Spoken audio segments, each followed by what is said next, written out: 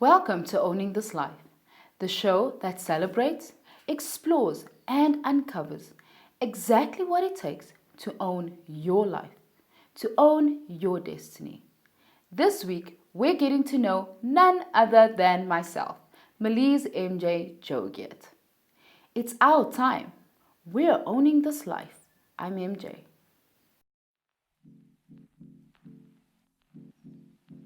My name is Merlize Jogiat. I am known as MJ. I am a multiple business owner. We own a production company and I am also a talk show host. On top of that, I am a mother of four, which is a lot of work. I've been married for many, many years. And I originate from the deep south of Johannesburg, a place known as Enidale. If you don't know the place, it's a little small colored township, but it's still home. Yeah, and I have my hand dabbled in a lot of different things, and yeah, that's just all I do. Annabelle was interesting, to say the least. What I find is that people who come from there generally don't leave, and for me, leaving was not necessarily in my plans, but I knew that there were bigger and more things that I could find outside of the place. However, my family still resides there. I'm there every weekend. It's still home, regardless of the struggles that the community has. My heart is still for the people who live there.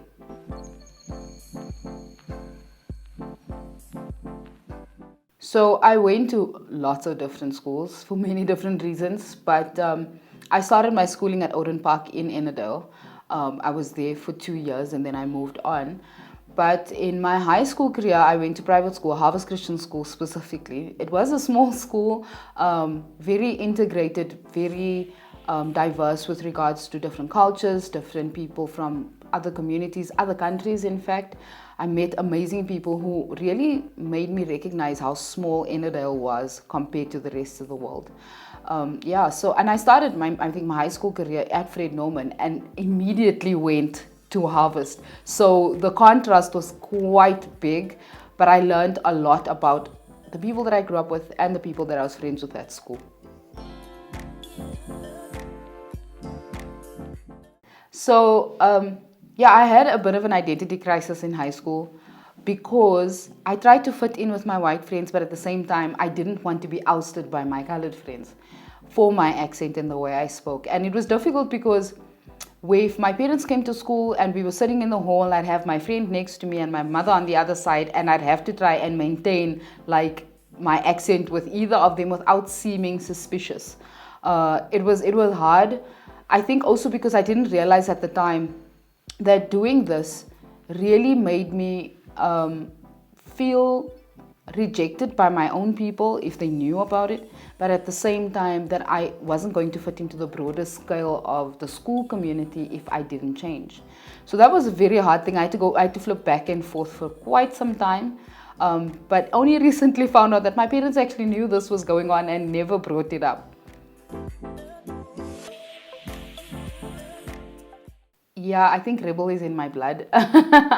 However, I was diagnosed with ADHD at a very young age. So by default, I was a busy child. By default, I was a curious child, still a curious person. So I gave my mother a hard time, as she so keenly tells me often. But I also asked a lot of questions. I feel like it was very good to ask questions because for me, if something didn't make sense, if you can't give me a full explanation for why either I'm being disciplined for something or whatever, I'd ask the questions because I needed to really know the full truth. And I feel like parents feel like that is disrespectful. But I think in my high school career, I was a lot more naughty because I was trying to figure myself out. I didn't have the greatest relationship with my dad, so I didn't know where I stood in my life, who I was supposed to become. And I guess if you think about it in retrospect, that would be deemed naughty. For me, it was just curiosity. So obviously ADHD, you're someone who can do a million things but don't necessarily complete everything, which kind of already had a negative effect on my self-esteem for a long time. I felt broken and people treated me like I was broken for a long time because I was being medicated for it. So it affected how I let people see me. I was very open about who I was and very candid about who I was, and I wasn't about letting people telling me who I needed to be, which really got me into trouble a lot of times. That kind of broke down a lot of my relationships. But I was just trying to figure out what ADHD meant for my life and how that was going to make me who I am. But essentially, I don't feel like it is necessarily a condition for me. It's kind of brought me to where I am. It's made me as more curious than I was before, but also I can literally go through thoughts in my head in milliseconds and come out with an amazing conclusion at the end, simply because I'm built this way, and I enjoy it.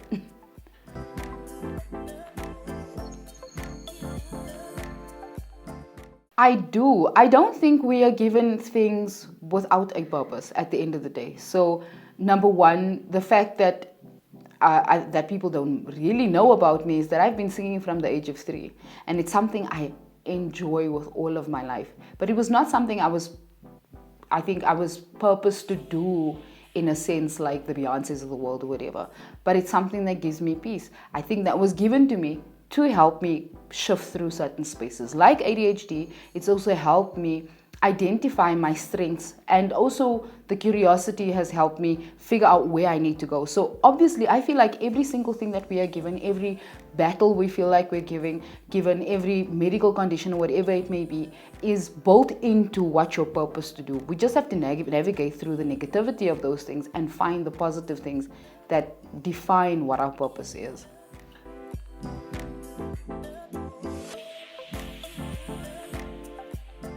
So I think life happens to all of us, right? And for many of us into our 30s, when some big things happen, we discover, oh, well, this is actually what it is. But I think I've had an inkling for a long time. I mean, I've wanted to work with young teenage children from the time I was a teenager, because I had a bad experience as a teenager. I felt like our relationships with our family could be looked at different ways. And I mean, Dr. Phil was a big thing back then, right? So I was like so intrigued by the conversations he had with people, and I was wondering, why in our community are we not talking to our teenagers like this? So I knew from that time that that's what I wanted to do, was work with people. And I attempted to study psychology, funny enough, when I finished school, because I knew there was ways that what was built in me was to try and help people navigate through their own spaces and through their own struggles. And it's brought me to where I am now, which I feel like is exactly where I need to be for this time.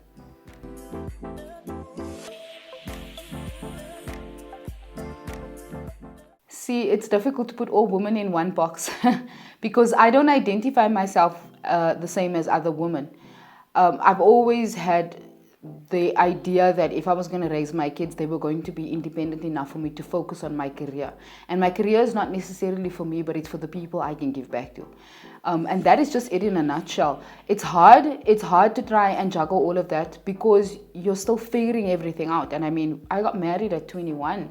That I didn't even know what I was doing or who I was or why I was going where I was going at the time. And it took many years of figuring out that being your typical housewife situation is not me, and it's never going to be me. Not that there's anything wrong with it, but once you figure out where your strengths are and what really speaks to you on an emotional, spiritual, and physical level, it makes it so much easier to say no to the things that are not helping you thrive. And I'm still walking that path. It's never going to be, I think, completely clear. But I'm better at it now than I was, say, 5 years ago.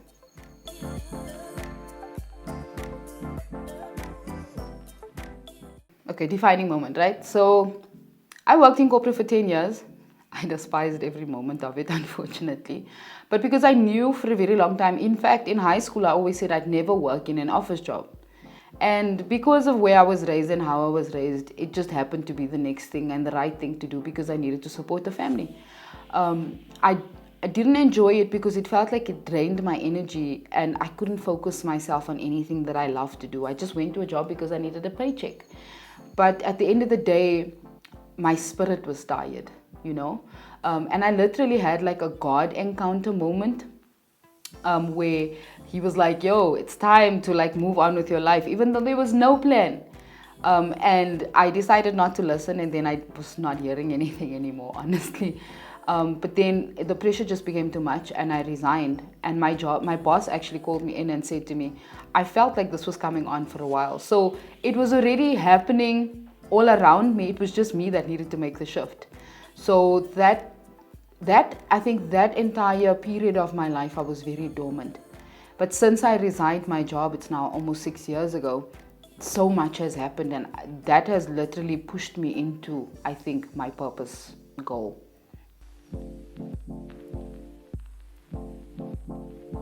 It's very, my faith is very important. I think also because my faith is not defined like every other Christian charismatic person would think, right? I believe and identify as God within, around, and within my thought processes even. He made me at the end of the day. So every decision that I make or every thought that pops into my head, I know that somehow He's directing it.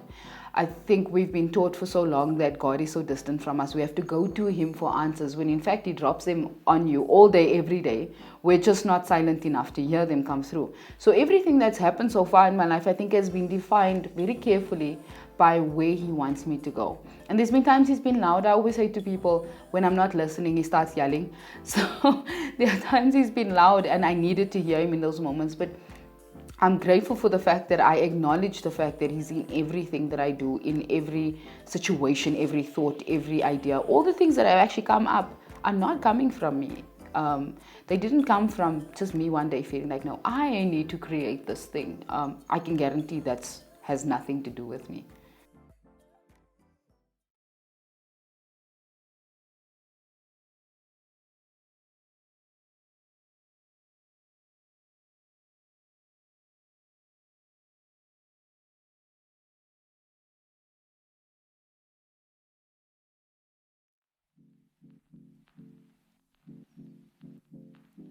So owning this life started 3.5 years ago, by accident. In fact, I've fallen out after coming from a photography job and couldn't walk for 2 days. And that whole time I was pondering on the fact that I'm not even 30 yet. Am I going to be able to walk at 60 if this continues? Because I was at the heaviest weight I've ever been. So I really stuck my head out and decided that it was time to lose the weight and really just focus on losing it and being healthy and feeling better. And I lost 27 kilograms within 8 months of doing that. And I felt fantastic and felt great. But what it actually did for me was made me realize that everything that I want to change in my life is within my own grasp. And essentially that played out in every other area in my life. I just started with the weight loss and I started to notice I can actually shift this a little bit around or make real decisions about this, and it will actually open my life to so much more things. But the Instagram page started because I was trying to do a weight loss journey, which didn't necessarily go very well because I enjoyed the weight loss, I enjoyed how I was changing, but I wasn't necessarily interested in sharing that with everybody. So a friend of mine, when we started the page, said I should call it Owning This Life. And I was like, okay, I went with it. I didn't realize how it was going to evolve because the weight loss and then the internal growth and the seeking for growth and the asking of questions has actually made me realize that weight loss is not the only place I could own my life. I could own my finances, I could own my emotions, I could own how my relationships are going, So it opened up a whole new world for me, just that one action.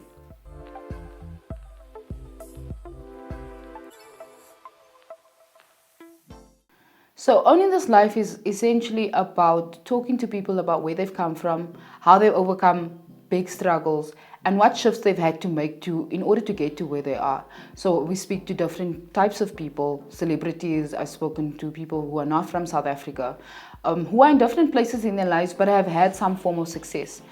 And for me, like interviewing these people, number one, I had no idea what it was going to evolve to begin with. I had never imagined meeting the people that I'd met, and had stunningly amazing conversations. But the biggest takeaway from all of those experiences is the learnings. I've learned things I otherwise would have never known if I didn't have those interviews or met these people, and realized that even if someone is well known or famous or good at what they do, it doesn't make them less human. And it's the human side of these people that really spoke to me loudly, because some of them have had really, really deep struggles, And they've overcome them by simply just shifting how they thought about it, by shifting the entire viewpoint. That for me is the most amazing experience about every single interview that I have. No, I have been starstruck, like bad. Like, I think it was the second interview that I did in season 2 with Smash Africa. I was freaking out. I was even shaking throughout the entire interview. And I was telling him, like, you do this for a living. Me having to interview you is just like the most, like, I was panicking on every level. And then he decided to do like his whole one-liner. Friday night, 9:30 Mzansi Magic Channel 161 and also on Channel Oh Baby. Smash Africa for the babies. A smash for the babies, right? Smash Africa for the babies in the middle of the show. But he made me feel so comfortable and made me realize that just make it like playful and not serious. You must go for it. Just welcome to the show. We have Smash and blah, blah, blah, blah, blah. Let's get it. Even in that conversation, he was talking about how your personality shift in the different spaces you are. Because in that conversation, we saw the human side of Smash. But on stage and on TV, he's a completely different, wild character, you know. And his social media is a completely different person. But he was talking to me about how you need to Sasha fierce yourself like Beyonce does in situations like that, to not only mask your nervousness, but also to give you more confidence, because you don't have to be so concerned about your insecurities when you're in positions like that. And that interview actually helped me push through the rest. I think I do, but it lives on my shoulder. So I'm not very good at hiding it. However, I think like what Smash said, what I've noticed about myself recently is I shift depending on who I'm with. So I have really good friends who are basically my sisters at this point, who every meeting I have with them are growth experiences. We can be a little crazy, but it always comes down to the learning for the day. And then I have friends and sisters who are just crazy and bring my crazy out, and we laugh loud and ugly, you know. But I feel like every experience, there's some sort of learning or whatever. So yeah, I have a little bit of a crazy side. My kids would like me to dim it, I think, a lot. But I think I dumped it for so many years. Working in the bank, you can't be Sasha fierce, right? So when I decided to let her out of her cage, it was like, yo, let's go. Over the past 3 years, Owning This Life has been hard at work in finding out what it takes to overcome and win in this life. I've interviewed many influential people from around South Africa and abroad, and learned a great deal about taking back control when life seems to be out of control. We've recorded 3 full seasons in a particular format, but now we are heading for bigger and better. The next season brings with it exciting new content, impactful conversations for you to ponder on, many different locations, brand new set changes, and most importantly, exciting new guests. Stay tuned, and please remember to like and share the content. Also, don't forget to subscribe and hit the notification button on YouTube. Thank you so much. Until next time.